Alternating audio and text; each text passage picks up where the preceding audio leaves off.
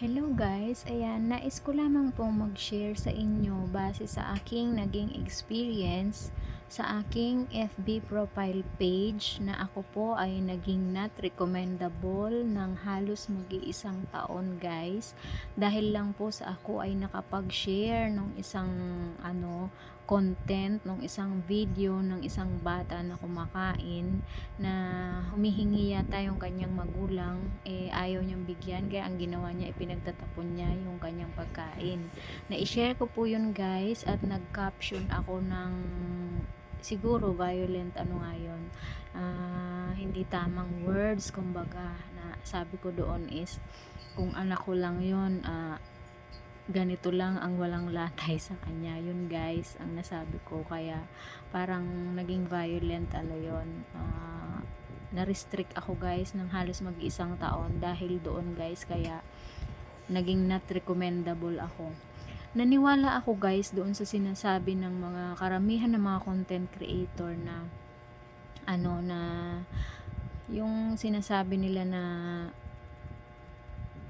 para daw maging recommendable ka ulit ay linisin yung iyong profile page, magbura. Kasi guys, alam nyo nung pagka share post ko na yon, may notification agad sa akin na ganun nga. Alam nyo guys, dinilit ko agad yun, pero hindi pa din guys, kasi naandun pa din siya. Kahit kusa din nilang dinilit, naandun pa din siya.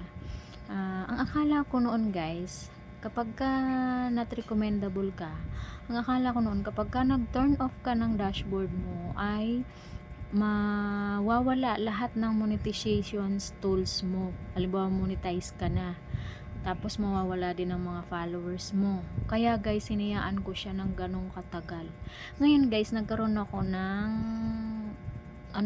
yung mood na parang nawalan ako ng gana.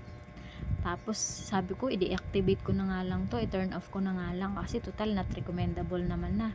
Gumawa na ako guys ng mga iba-ibang mga account para mag-umpisang muli, pero ang hirap na guys makuha yung dati kong followers, kasi halos 34k na yung followers ko guys. Ngayon, di syempre guys, parang nawalan ako ng pag-asa, tapos parang ayaw ko na mag-Facebook. Ang ginawa ko guys, tinurn off ko siya. Ngayon, bago ko siya i-confirm, nakalagay doon guys na sabi is lahat daw ng mga mawawala ng sabi ko sa sarili ko, okay lang, wala na akong pake. Turn off ko yung password, yung professional dashboard ko guys, turn off. Tapos after ko siya guys i-turn off, ako lock profile. After ko siyang i-lock profile guys, na wala na talaga ako ng gana mag-Facebook, parang gusto ko magpahinga ba.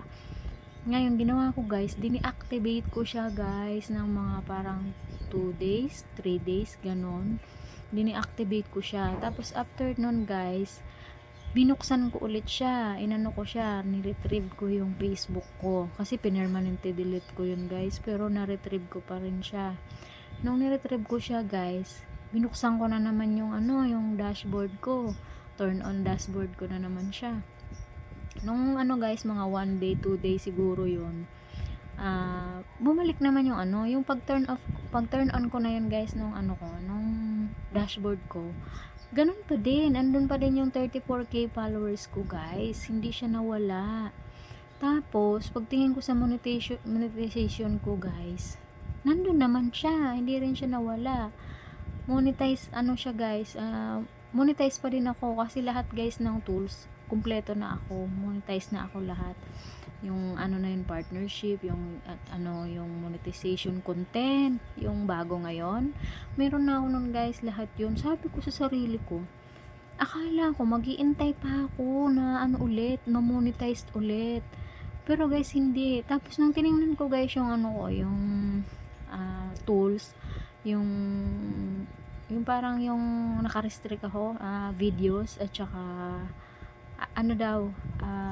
ads on reels, at saka in-stream ads ko guys is hindi ako pwede mag-earn lang ako guys sa photos, stories, at saka text, yung sulat-sulat lang. Tapos guys, alam nyo, ko siya, yung pinuntahan ko yung sinabing i-view daw kung bakit ako may bakit ako hindi pwedeng mag-earn. Di ngayon guys, bino ko siya, tapos minake sure ko muna guys na nakabura yung mga hindi ko original content, yung mga ano ko lang, yung ewan ko kasi nakikita ko naman ganun din sa iba, kumbaga gumaya ako.